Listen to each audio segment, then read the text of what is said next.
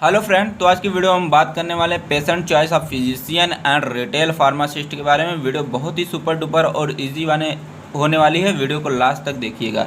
तो बात करते हैं पेशेंट चॉइस ऑफ फिजिशियन। तो पेशेंट किस टाइप के फिजिशियन को चूज करना पसंद करते हैं, ठीक है, यही इस वीडियो में बात करने वाले हैं। तो हमारे जो पेशेंट होते हैं ऐसे फिजिशियन को चूज करना पसंद करते हैं जिससे उनकी जो डिजीज़ है वह जल्द से जल्द ठीक हो जाए और परमानेंट के लिए ठीक हो जाए।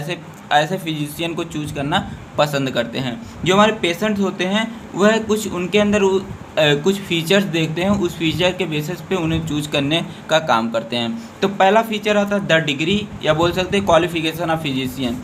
तो हमारे जो पेशेंट होते हैं, पेशेंट ऐसे फिजिशियन को चूज करना पसंद करते हैं जिनके पास एक टेक्निकल क्वालिफिकेशन हो, मतलब एमबीबीएस की डिग्री हो, एमडी की हो, एमएस की हो, ऐसा उनके पास कोई क्वालिफिकेशन होना चाहिए।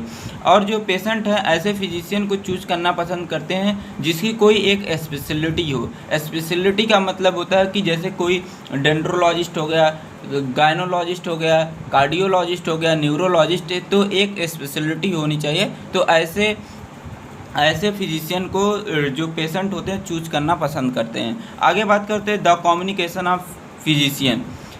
इसमें जो होता है फिजिशियन की कम्युनिकेशन कैसा है उसके बेसिस पे जो पेशेंट है फिजिशियन को चूज करना पसंद करते हैं। देखिए, आपने देखा होगा कुछ ऐसे डॉक्टर होते हैं जिनके पास अगर जाओ तो ऐसे बोलते हैं कि जैसे कि उनसे हमारा कोई मतलब ही नहीं है, ठीक है। तो जो पेशेंट होता है उनको रिजेक्ट कर देता है। उनके पास एक बार जाएगा, दूसरे बार उस फिजिशियन के पास जाने की हिम्मत नहीं लेगी उसकी।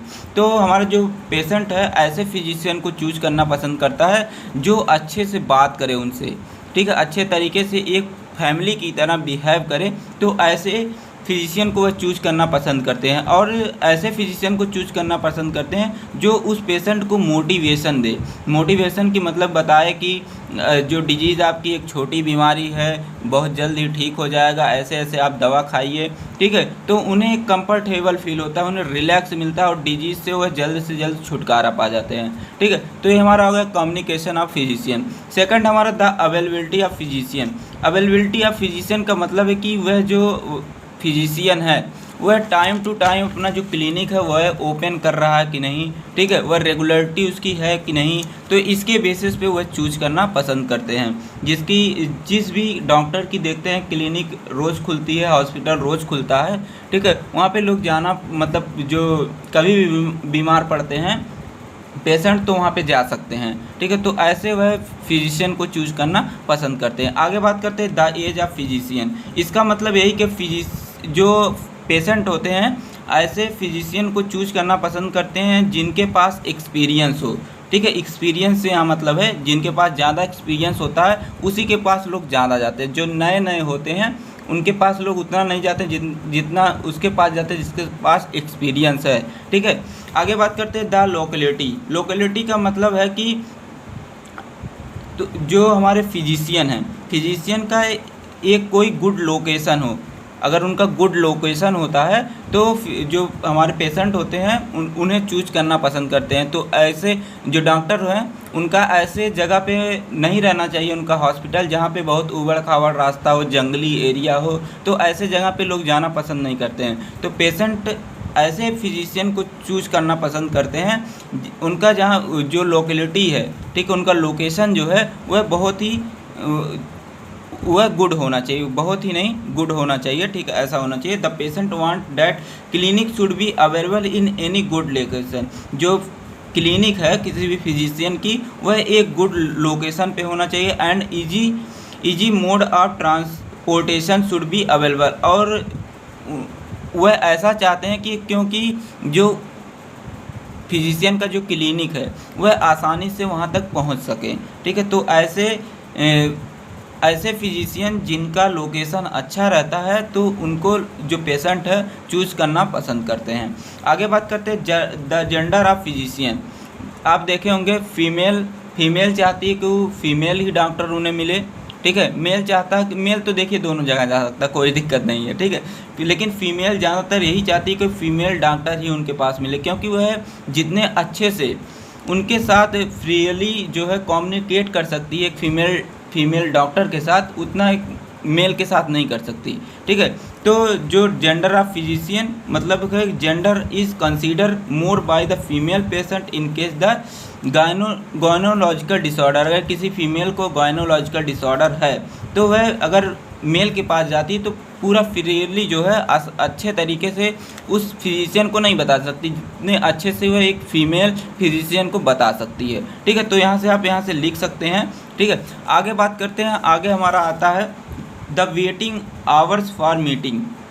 देखिए कुछ ऐसे डॉक्टर्स होते हैं जिनसे मिलने के लिए बहुत लंबे समय तक हम पेशेंट को वेट करना पड़ता है। जहाँ पे लंबे समय तक वेट करना पड़ता है पेशेंट को, तो वह ऐसे डॉक्टर को चूज करना पसंद नहीं करते, उन्हें अवॉइड कर देते हैं। ठीक है, अगर जो डॉक्टर है उनसे पेशेंट जाए तुरंत मिल ले, मतलब 2-4 मिनट 10 मिनट बाद अगर मिल लेता है तो उसे अवॉइड नहीं करते हैं। लेकिन अगर कोई डॉक्टर को दिखाने के लिए पेशेंट को बहुत लंबे समय तक वेट करना पड़ता है तो ऐसे डॉक्टर को जो हमारे पेशेंट्स होते हैं वह उसे अवॉइड कर देते हैं।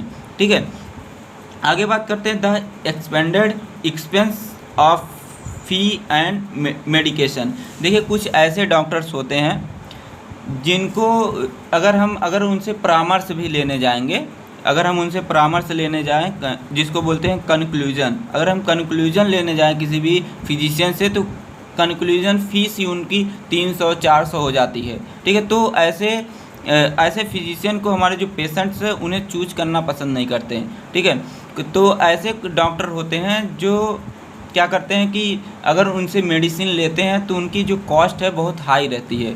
ठीक है, तो उन्हें हमारे पेशेंट उन्हें अवॉइड कर देते हैं। लेकिन जहाँ पे उनको सस्ते में दवा मिल जाती है और वहाँ पे कोई कंक्लूजन चार्ज नहीं लगता है तो वैसे फिजिशियन को हमारे जो पेशेंट्स होते हैं उसको चूज करना पसंद करते हैं। आई होप आपको इतना समझ में आ गया होगा। अगर अभी तक आपने चैनल को सब्सक्राइब नहीं किया प्लीज़ आपसे रिक्वेस्ट है चैनल को सब्सक्राइब कर दीजिए और बेल आइकन को कर दीजिए प्रेस। आगे बात करते हैं the nature of physician. Physician का नेचर आखिर कैसा है, वह अच्छी तरह जो है कम्युनिकेट कर रहा है कि नहीं पेशेंट से। ठीक है, उसका ट्रीटमेंट अच्छे से कर रहा है कि नहीं, उसकी जो बातें पेशेंट की जो बातें हैं वह सुन रहा है कि नहीं। ठीक है, जो पेशेंट है अगर पेशेंट से बात कर रहा है कि एक स्माइल के साथ बात कर रहा है कि नहीं, जो फिजियोलॉजिकल जो सपोर्ट है और केयर है उस पेशेंट को दे रहा है कि नहीं, तो इसके बेसिस पे भी पेशेंट क्या करते हैं फिजिशियन को चूज करते हैं। अगर कोई भी फिजिशियन अच्छे तरीके से कम्युनिकेट करता है किसी भी पेशेंट के साथ, उसका ट्रीटमेंट अच्छे से करता है अच्छे मेथड से और उसकी बातों को अच्छे से, उसकी प्रॉब्लम को अच्छे से सुनता है। ठीक है, और एक गुड स्माइल के साथ उसकी सभी चीज़ों को करता है। ठीक है, और उसको फिजियोलॉजिकल सपोर्ट और उसको एक अच्छी केयर देता है उस पेशेंट को, तो ऐसे फिजिशियन को हमारे पेशेंट क्या करते हैं चूज करना पसंद करते हैं। अब आगे हमारा अगला हेडिंग आता है रिटेल फार्मासिस्ट। रिटेल फार्मासिस्ट क्या होता है कि the retail pharmacist is the link between the wholesaler and consumer. जो हमारे रिटेल फार्मासिस्ट होते हैं यह लिंक होता है होलसेलर और कंज्यूमर के बीच का। ठीक है, आई होप आपको समझ में आया होगा। आगे अब हम बात करते हैं, आगे हमारा आता है a retail pharmacist directly sell the medicine to consumer or patient. जो हमारे रिटेल फार्मासिस्ट होते हैं, रिटेल मतलब थोक विक्रेता जो होते हैं, जो हमारे रिटेल फार्मासिस्ट होते हैं या मेडिसिन को डायरेक्टली कंज्यूमर को या पेशेंट को सेल कर सकते हैं। आगे बात करते हैं the retail pharmacist have important role in dispensing of medicine. जो हमारे रिटेल फार्मासिस्ट होते हैं इनका इम्पॉर्टेंट रोल यही कि मेडिसिन को डिस्पेंस करना। ठीक है, to patient and also have responsibility to describe in detail about the dosage form, frequency, effect, side effect and contraindication product with the particular medicine। और जो हमारे रिटेल फार्मासिस्ट होते हैं इनका रिस्पॉन्सिबिलिटी यही है कि वह जो पेशेंट है उसको एकदम डिटेल में उस दवा के बारे में, मतलब उसका डोजेस फॉर्म के बारे में बताएं। ठीक है, उसकी फ्रीक्वेंसी के बारे में पूरा पेशेंट को बताएं, उसका इफ़ेक्ट क्या हो सकता है, उसका साइड इफ़ेक्ट, उसका कंट्रा इंडिकेशन कैसे लेना है। ठीक है, उस प्रोडक्ट को, ठीक है, इन सभी के बारे में पूरा डिटेल उस पेशेंट को बताएं। यह रिस्पॉन्सिबिलिटी होती है हमारे रिटेल फार्मासिस्ट की। ठीक है, आगे बात करते हैं he should increase the patient complications and adherence to medication by proper verbal and written communication. और हमारे जो रिटेल फार्मासिस्ट हैं इनका काम क्या है कि वह क्या करते हैं, जो पेशेंट होते हैं उनको एक अडेरेंस, एक कॉम्प्लिकेंस प्रोवाइड करना। ठीक है, अडेरेंस का मतलब उनको बताना कि ये मेडिसिन आपको कब लेना है, कैसे लेना है, कितने लेना है। ठीक है, या तो वह जो मेडिकल अडेरेंस है या तो वर्बल तरीके से, मतलब या तो बोल के समझाएं उस पेशेंट को, या तो उसको क्या करें, लिख के समझाएं। ठीक है, इनकी ये रिस्पॉन्सिबिलिटी बनती है। आगे बात करते हैं, ये आपने पहले भी पढ़ चुका है। ठीक है, आपको समझ में आ रहा होगा। The retail pharmacist should also manage the type, quality and quantity of medicine available in the retail medical store. जो हमारे रिटेल फार्मासिस्ट हैं, इनका काम है कि जो हमारा मेडिकल स्टोर है इसमें किस किस टाइप की जो मेडिसिन हैं, कितने क्वालिटीज़ की हैं, कितने क्वांटिटीज़ में हमारे मेडिकल स्टोर में अवेलेबल हैं, इन सभी के बारे में एक डिटेल रखना। ठीक है, रिटेल फार्मासिस्ट का काम होता है। आगे बात करते हैं, maintain a record of sale submission of prescription and requirement of new purchase and also consider by the retail pharmacist. Retail pharmacist का यह भी काम है कि वह जितनी भी जो दवा है सेल हुई है उसका प्रॉपर रिकॉर्ड, कितना सबमिशन हुआ है उसका भी प्रॉपर रिकॉर्ड, सबमिशन मतलब प्रिस्क्रिप्शन, कितने प्रिस्क्रिप्शन का सबमिशन हुआ है उसका भी प्रॉपर रिकॉर्ड, कितने नई दवाएं हमको खरीदनी है उसका भी प्रॉपर रिकॉर्ड होना चाहिए। अब बात करते हैं इसके मेन फंक्शन की। मेन फंक्शन का काम, पहला काम है कि दवाओं को डिस्पेंस करना, दवा किसको, पेशेंट को डिस्पेंस करना। दूसरा है कि पेशेंट के जो कॉम्प्लिकेंस है उसको इंक्रीज करना। ठीक है, और जो मेडिकल एडहेरेंस है, जो मेडिकेशन एडहेरेंस है उसको भी इम्प्रूव करना। मेडिकेशन एडहेरेंस मैंने बताया कि कैसे आपको दवा लेनी है, पेशेंट को किस टाइम पे लेनी है, कितना लेना है, यह सभी हमारे मेडिकल एडहेरेंस के अंतर्गत आता है। ठीक है, गुड कम्युनिकेशन, जब भी हम क्या करें कि रिटेल फार्मासिस्ट जब भी किसी पेशेंट को मेडिसिन प्रोवाइड करता है, डिस्पेंस करता है, उससे अच्छे तरह से कम्युनिकेट करे, उसके अच्छी तरीके से उसे समझाए। ठीक है, यह रिस्पॉन्सिबिलिटी होती है। अगला, मेंटेन ऑफ सेल रिकॉर्ड।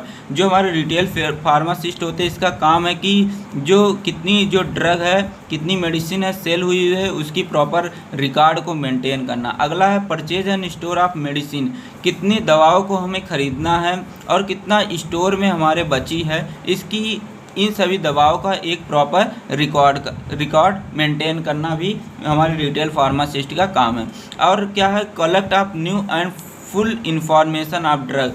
जो ड्रग है, न्यू ड्रग या जो कलेक्टेड ड्रग है, इन सभी की इंफॉर्मेशन, सभी ड्रग की जो है इंफॉर्मेशन को कलेक्ट करना इनका यह काम है। आगे बात करते हैं, collecting information about any ADR. अगर कोई एडीआर है, एडवर्स ड्रग रिएक्शन, उसकी इंफॉर्मेशन को भी कलेक्ट करना हमारा रिटेल फार्मासिस्ट का काम होता है। तो इस वीडियो में इतना था। वीडियो कैसी लगी आप कमेंट बॉक्स में ज़रूर से बताइएगा। अब मिलते हैं नेक्स्ट वीडियो में, तब तक के लिए टेक केयर, बाय बाय, अपनी फैमिलीज़ का ध्यान रखिए। जय हिंद, जय भारत।